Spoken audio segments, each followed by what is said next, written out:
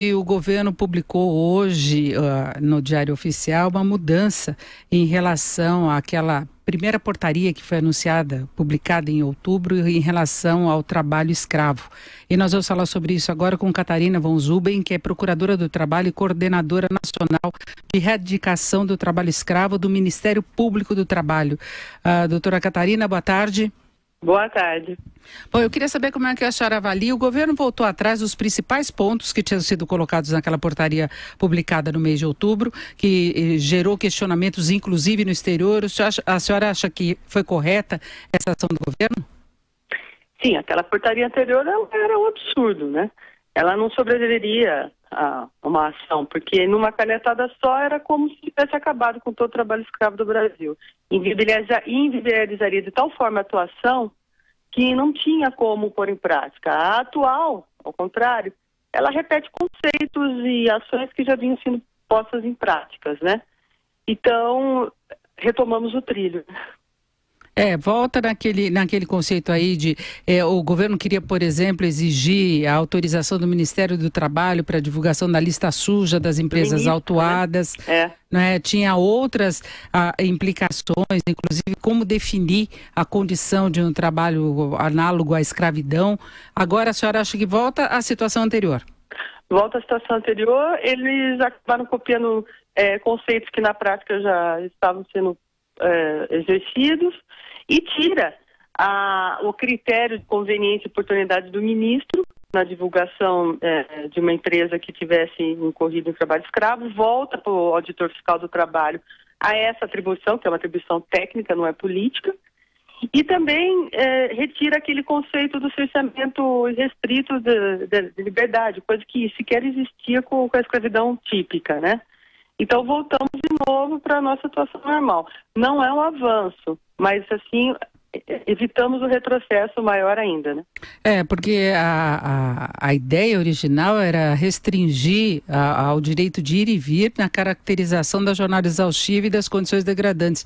Então, era aquela pessoa que estava amarrada mesmo, presa no emprego e não podia sair. E não é só isso, nós sabemos que tem muita situação degradante que não tem relação com a questão da pessoa poder sair do local ou não, não é? Exatamente. E, diferentemente do que você falou à época, é um critério que ele é aplicado com parcimônia. Quando o auditor fiscal ele constata um caso como esse, ele segue diversos critérios. Quando o grupo móvel, no interior do país, em locais distantes, com trabalho de vários órgãos em conjunto, constata uma situação dessa, ele é criteriosamente aplicado. Então, não é só a questão da liberdade, mas a questão da submissão, a questão da jornada exaustiva, da degradância, e tudo isso é sopesado. Então, diferentemente do que se falou à época, não é um instituto banalizado, é um instituto que seriamente ele é aplicável, né? No novo texto eles colocam que é qualquer forma de negação da dignidade humana pela violação de direito fundamental do trabalhador, notadamente os dispostos das normas de proteção do trabalho e de segurança, higiene e saúde no trabalho, né? Sim, e isso depende da localidade em que é feita a fiscalização. A situação que se conta no campo é diferente da cidade, e nem por isso deixa-se de constatar o trabalho escravo no campo ou na cidade, né? Agora, doutora Catarina, ainda fica uma preocupação com relação à atuação dos responsáveis pela fiscalização.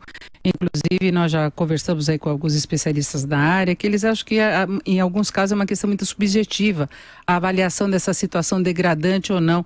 O que a senhora entende a respeito disso? O ato do auditor fiscal, ele é um ato muito regrado. O auditor fiscal, ele age de acordo com normativos, com portarias, com legislação.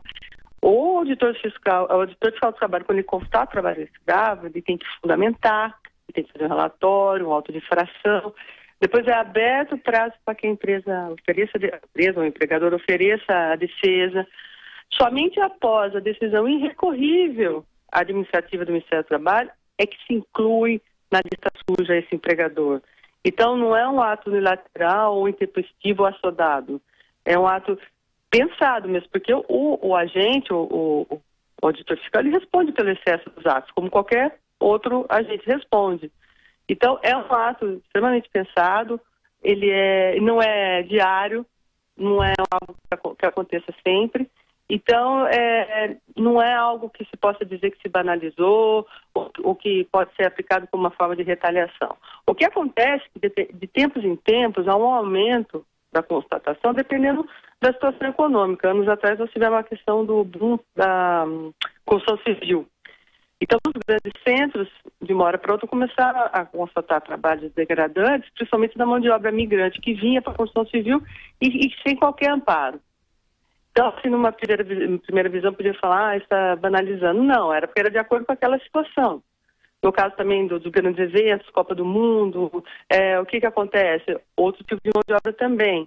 Então, não é verdadeira essa afirmação de que é algo banalizado ou subjetivo. É bem regrada a constatação. Tinha exigência também que o boletim de ocorrência fosse feito pela autoridade policial que participasse da fiscalização. Isso restringia muito a atuação dos auditores, né? Pois é, porque nem sempre o auditor fiscal está esperando encontrar aquela situação. Às vezes ele tem uma denúncia substanciosa, ele já sabe que aquilo vai acontecer, ele até é acompanhado de autoridade justamente para proteção, né? Mas às vezes o auditor fiscal ele constata, às vezes, uma fiscalização ordinária. Imagina ter que precisar de uma autoridade policial para que conste no boletim de ocorrência aquilo que o próprio auditor fiscal tem fé pública e responde pelo excesso, como eu disse. Então, isso, graças a Deus, foi retirado e volta na atuação já antiga, né? E agora, voltando à situação antiga, o que a senhora acredita que deveria ter mais modificações para uma maior eficiência dessa fiscalização? Bem, o que teria que voltar a acontecer era a maior atuação desses grupos de fiscalização, não só do Ministério do Trabalho, mas do Grupo Móvel Nacional, que é composto por vários órgãos. O que acontece? Com esses cortes orçamentários anuais que estão sofrendo diversos órgãos, várias atuações foram repensadas. E para você ter uma ideia, alguns casos, inclusive, nós estamos já percebendo que está tendo até uma diminuição das denúncias, porque é natural. Diminui a fiscalização, diminui o conhecimento pelo Ministério Público dessas infrações. Então tem que voltar de novo a ter orçamento, a ter rubrica para essas fiscalizações, que são coisas muito sérias. No caso do Ministério do Trabalho, especificamente, não há concurso há anos, eles estão com déficit terríveis de auditores. Sucateamento também das próprias condições de trabalho. Então, não há só o meio da atuação através de uma portaria que você pode buscar uma fiscalização. É também fechando os outros pontos de fortalecimento do órgão. Então, se não retomar nos próximos anos o número de concursos, o orçamento, o aparelhamento do Estado, a atuação vai ficar cada vez mais inviabilizada, infelizmente. Certo, nós conversamos com Catarina von Zuben, que é procuradora do Trabalho e coordenadora nacional de erradicação do trabalho escravo do Ministério Público do Trabalho. Doutora Catarina, muito obrigada, uma boa tarde. Boa tarde, estamos à disposição.